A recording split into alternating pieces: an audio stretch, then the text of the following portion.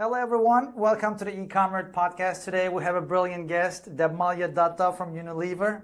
Thanks for being with us today.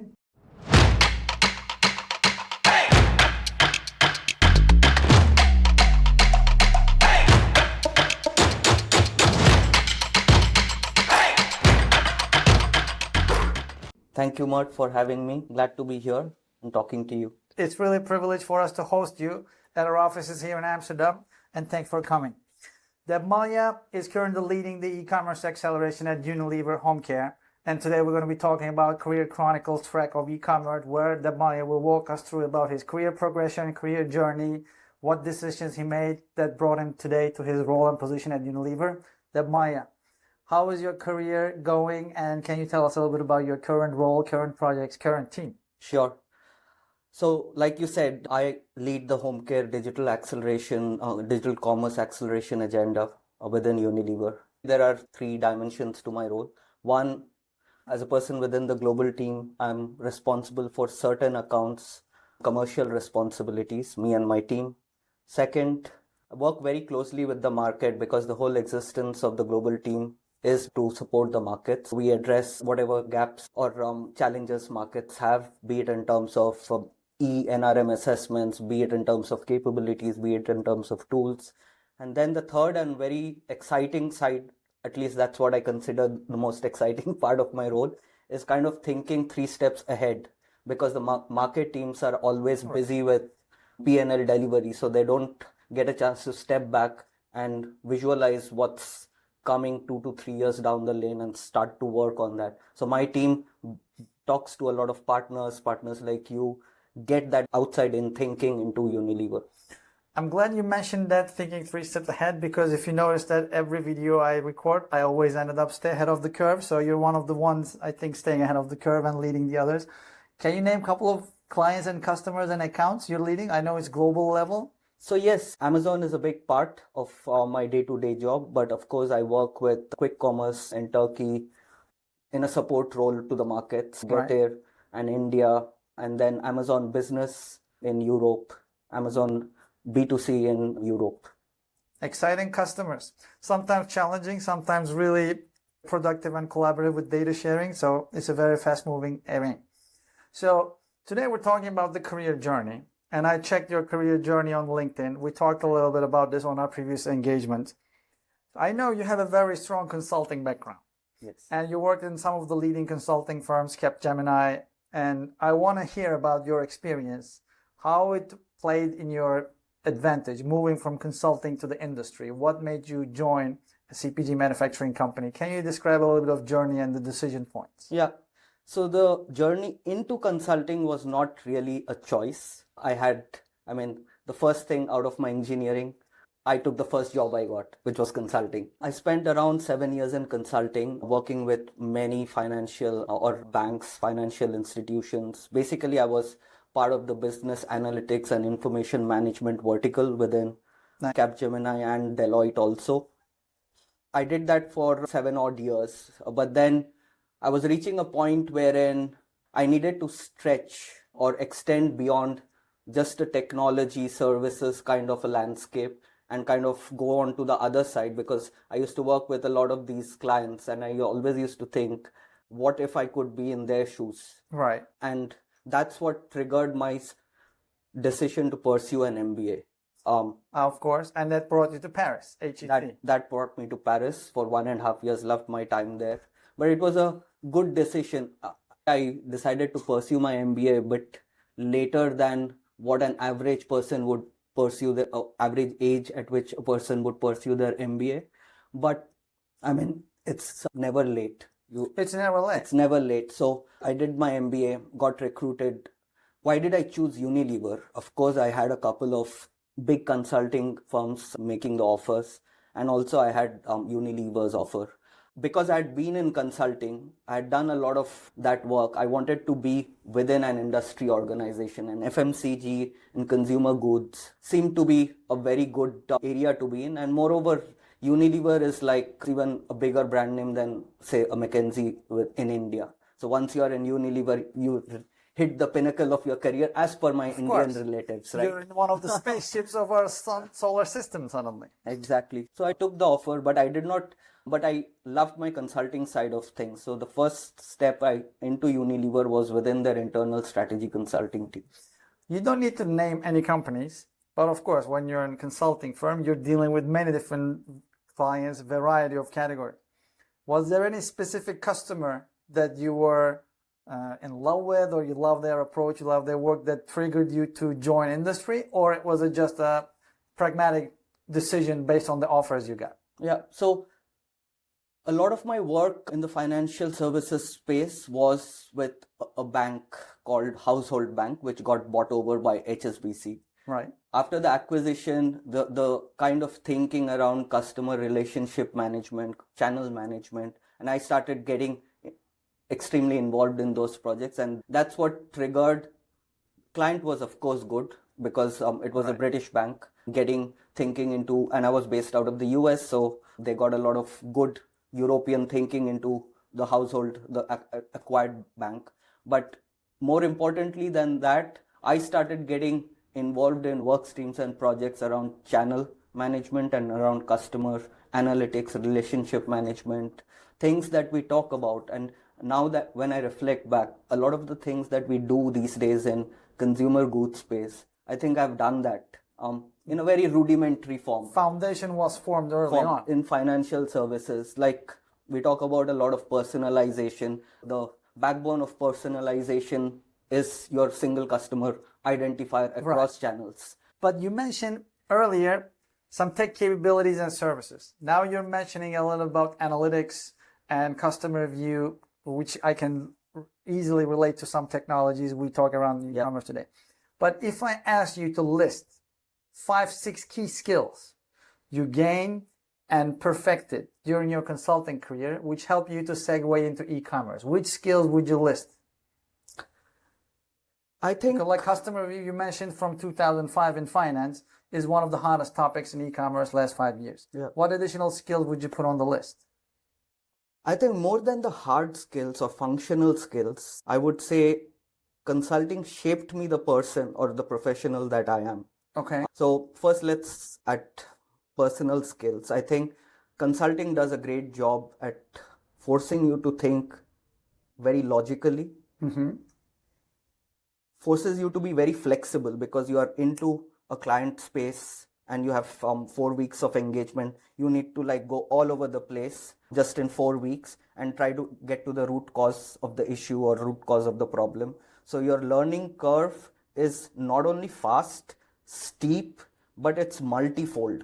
Right. So you kind of learn to live with dualities. The other key important bit is stakeholder management. I think you deal with very senior people in the organization, client organization. So you kind of are coached into how do you storyline recommendations, how do you get people on board, how do you do stakeholder management. I think those are the 3 very important pieces that consulting teaches you. Of course, then I was operating in the data and analytics space. So I feel that now that I'm in e-commerce, right, I know how to appreciate technology, I know how to appreciate data, and I'm a very analytical and logical person. So I think consulting formed the basis of how I'm succeeding today. You mentioned one of the key proponents of being successful in e-commerce. You said that in a limited amount of time, you need to absorb and understand multiple functionalities in a client organization. Which brings me to cross-functional structures we have today.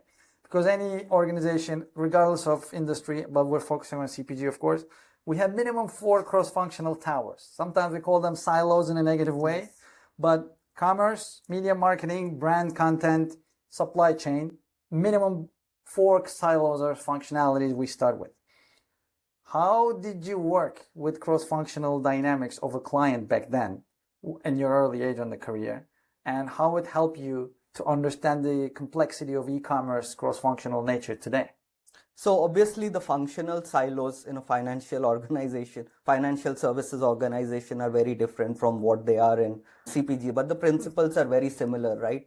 You have the business organization, you have the technology organization, and sitting somewhere in between is the data and insights organization. So obviously me as a consultant, we wanted to have more of the revenue and more of repeat revenue and grow our account. I think being able to interface with a technology person and speaking data and insights, or being able to interface with a data and insights person and bringing to the table, speaking to him or her in the same language, that's what helps you break down a lot of these silos. Even now when I reflect on my CPG, I see, and I don't think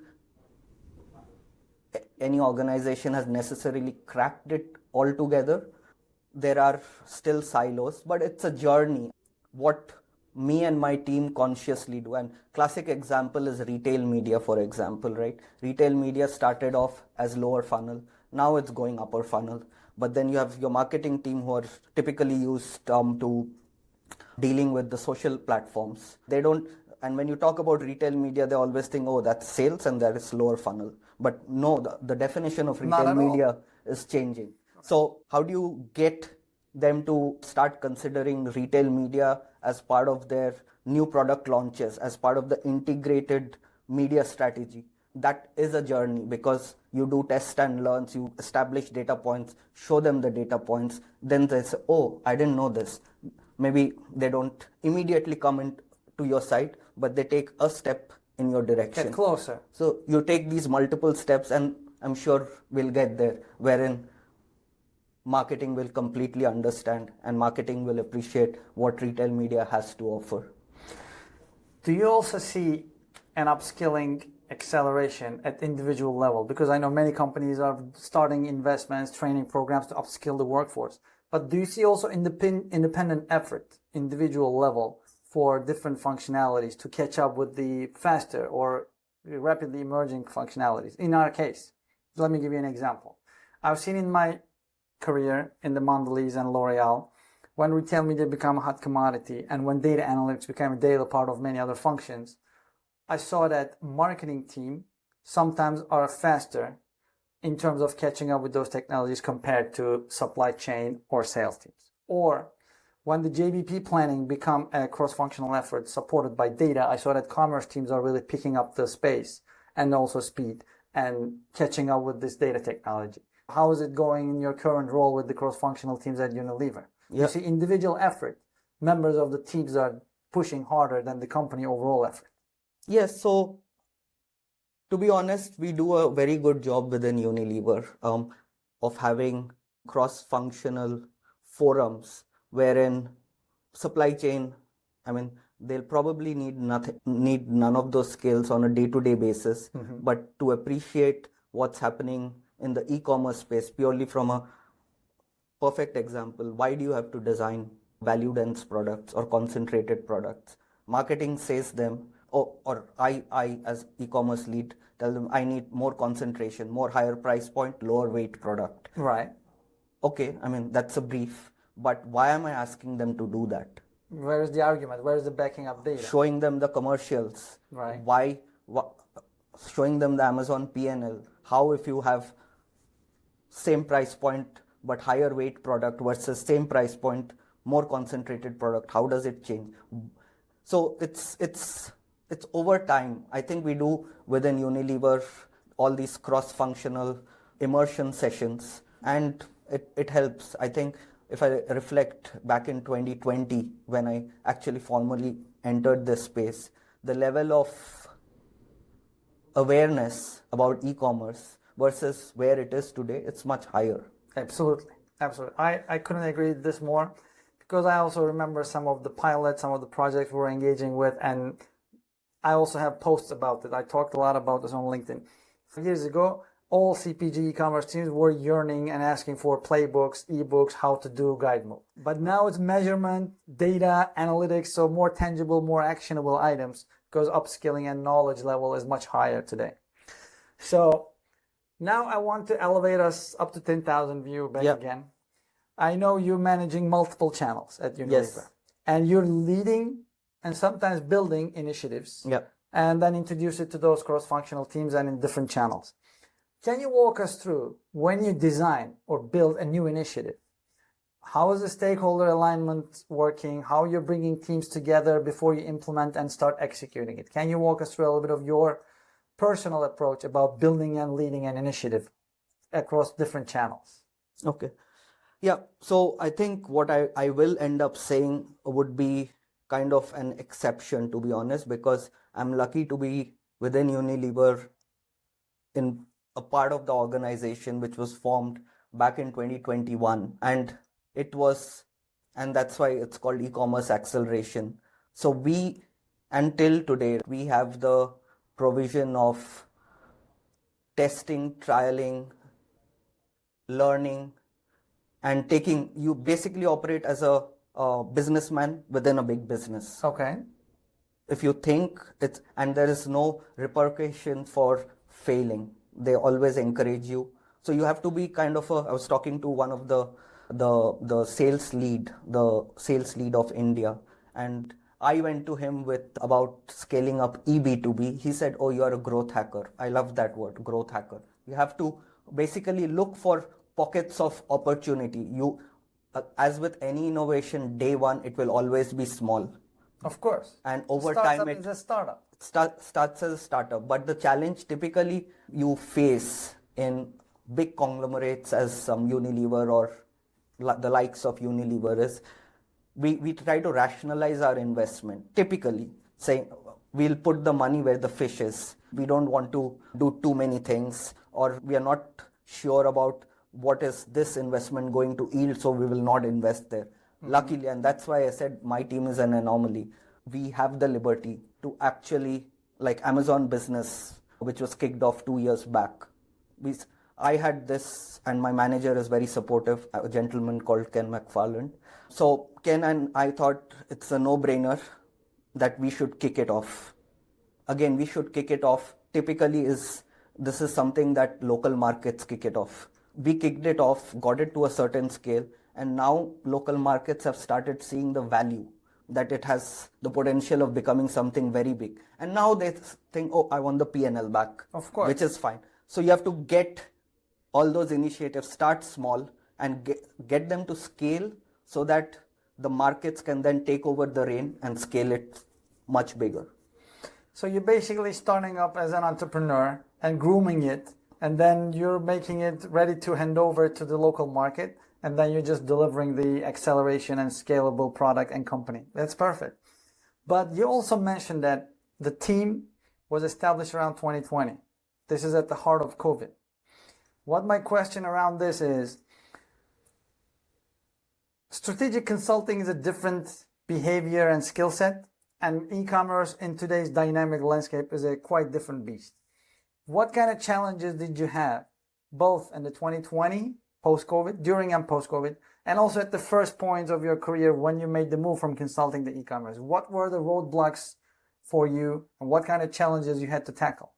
So my transition from consulting to e-commerce didn't happen immediately. So when I came into Unilever, I did a lot of consulting projects, but I understood the P&L in and out. So I worked on category management, worked on revenue growth management projects, traveled all around the world, worked with different kinds of businesses. So I think in-house consulting helped me that way, understanding and getting a sense of the numbers, what are the drivers of the business, what are the various business models, get to the root causes and etc. Then I moved into something called retail operations. So I transitioned slowly from purely, if some people say consulting is theoretical, moving from a very hands-off approach, recommendations and go away kind of approach, to slowly start moving into the mainstream organization.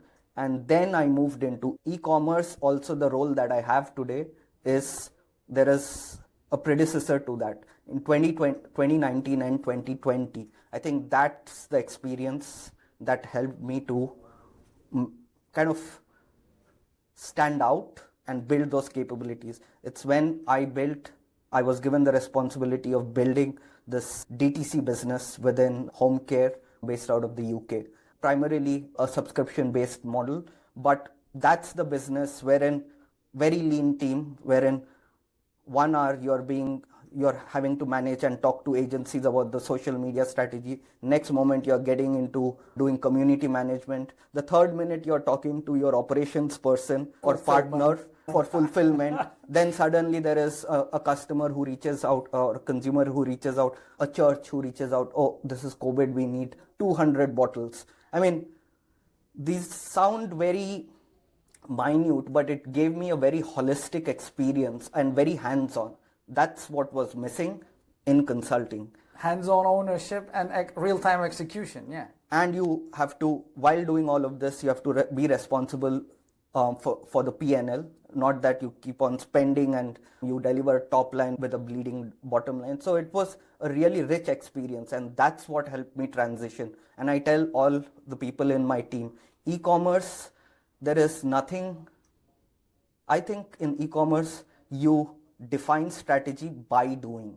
You can't, it's not like the typical traditional trade channels and etc., wherein you can have, which are mature channels, which can have typical strategies. In e-commerce, you build strategy by doing it. So I think what helped me was that DTC experience, and what helped me to succeed in e-commerce was basically, there is, what I tell my team is, there is nothing called donkey work in e-commerce. One day you could be talking about channel focus, the other day you might have to go to the Amazon backend and fix the catalog. Be open. But you mentioned you own the P&L, and I figure that it's not like your typical, of course, the nature of the job, building up a new D2C endeavor, even in a global enterprise like Unilever, it still sounds like and acts like a startup. But the size of the business is definitely not a startup. It's a huge P&L. Yep. There's a lot of players involved, external and internal, and it impacts business. Regardless of the size, it moves the needle at some point. But if you had to name one project of you were involved, but not only involved and also led and built, which project is your favorite, or which project are you most proud of that you can take credit for within the organization, with the team, of course? I think there are quite a few projects, to be honest. Okay, let's make a list then. So back in 2021, we launched something called Dilute at Home.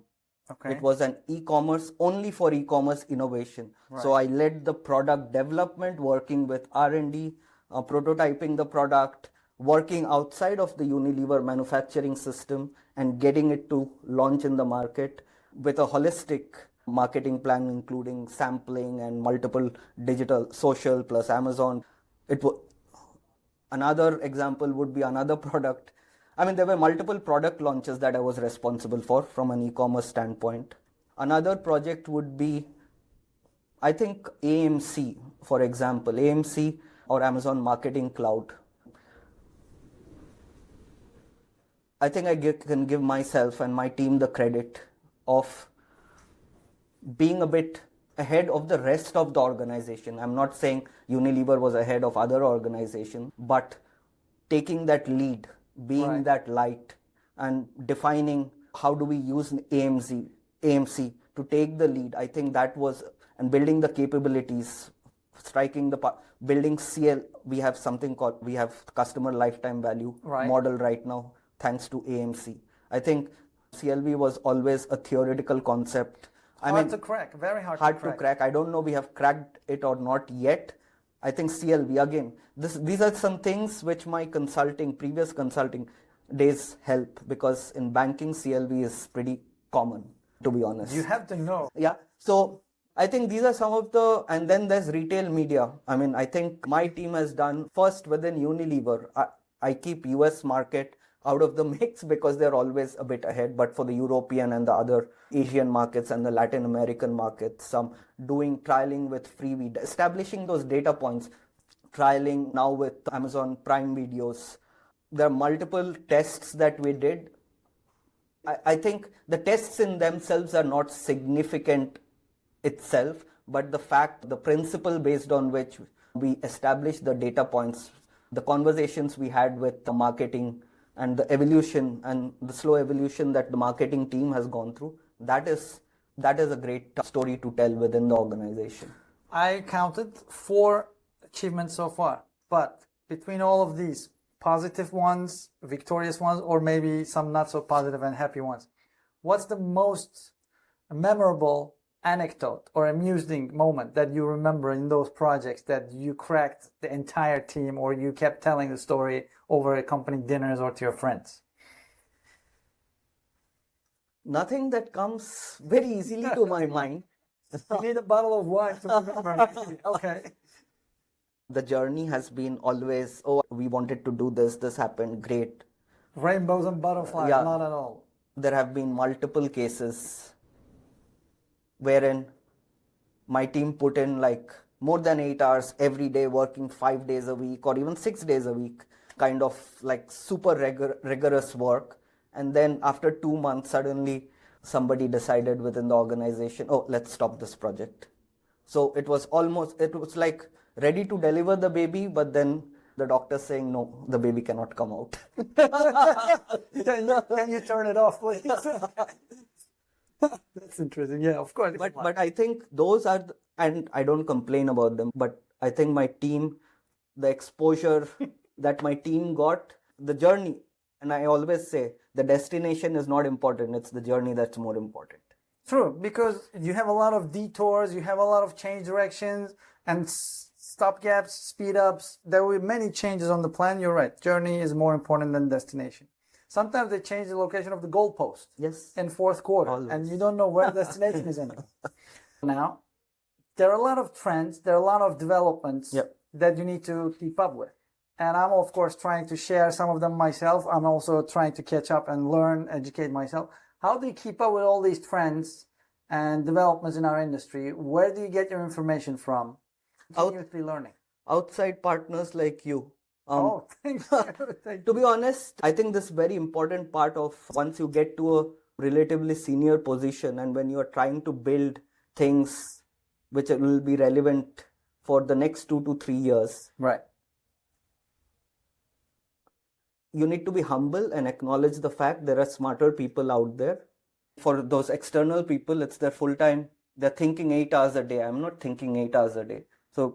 So I spend as much time as possible, interacting with as many vendors, whether they get a job, they get a business with us or not, immaterial.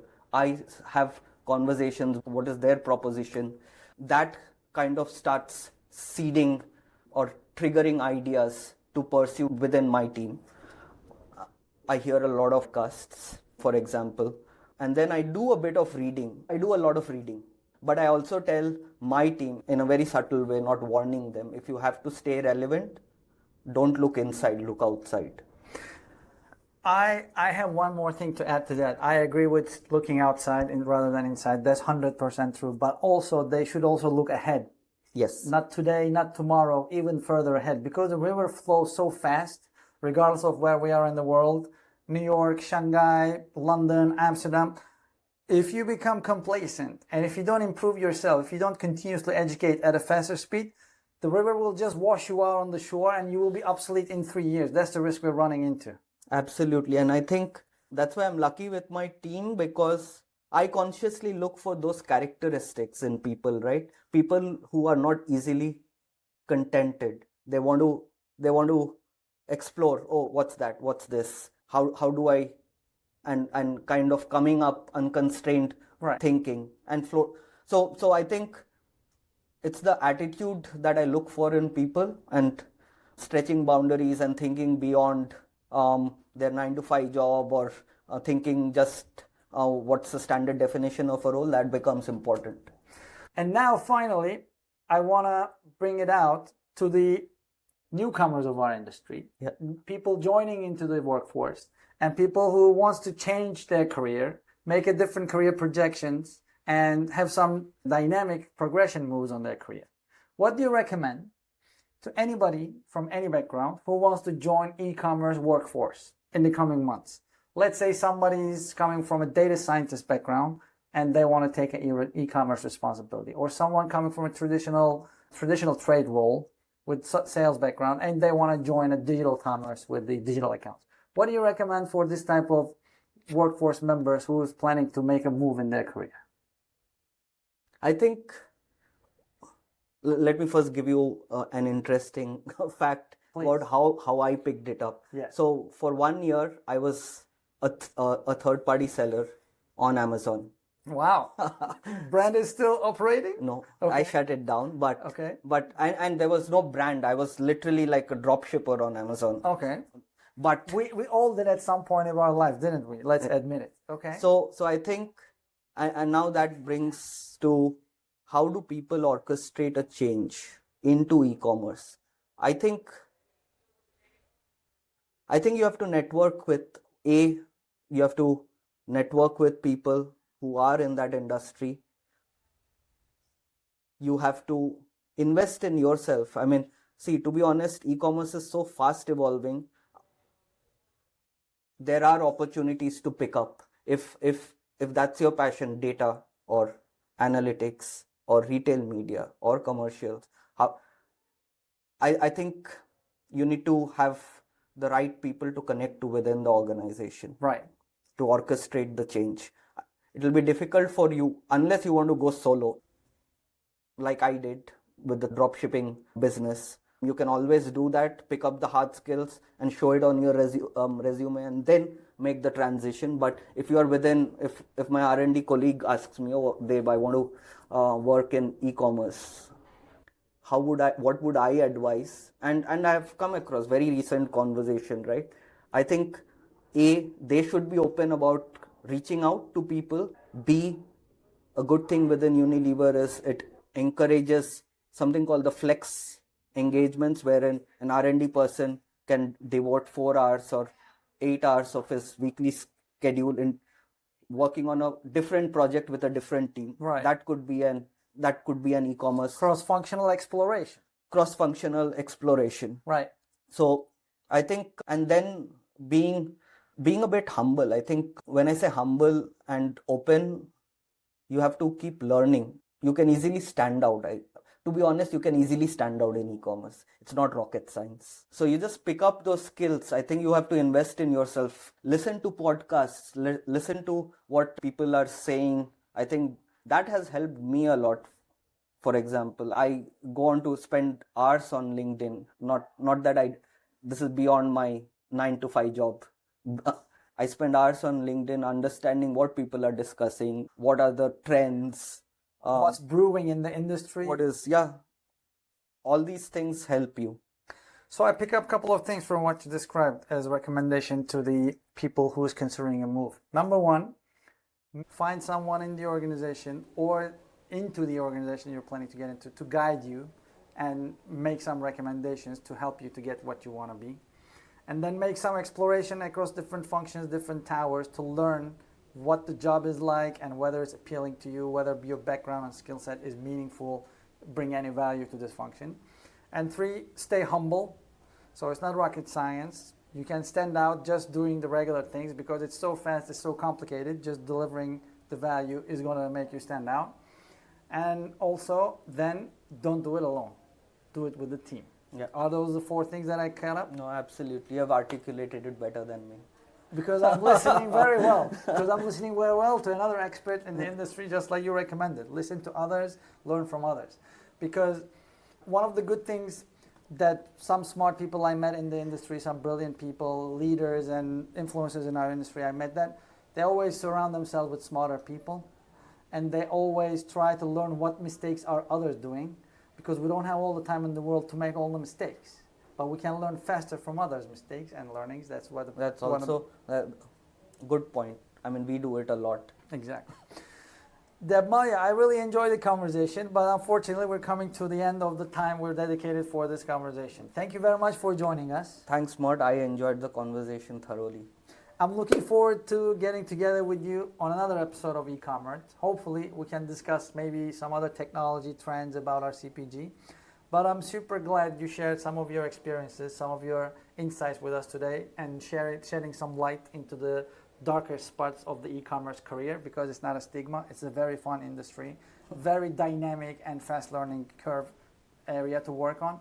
So thanks for being with us, and we're looking forward to seeing you on another episode. Thanks for tuning into eCommert. Stay ahead of the curve, and see you on the next one. Thank you very much.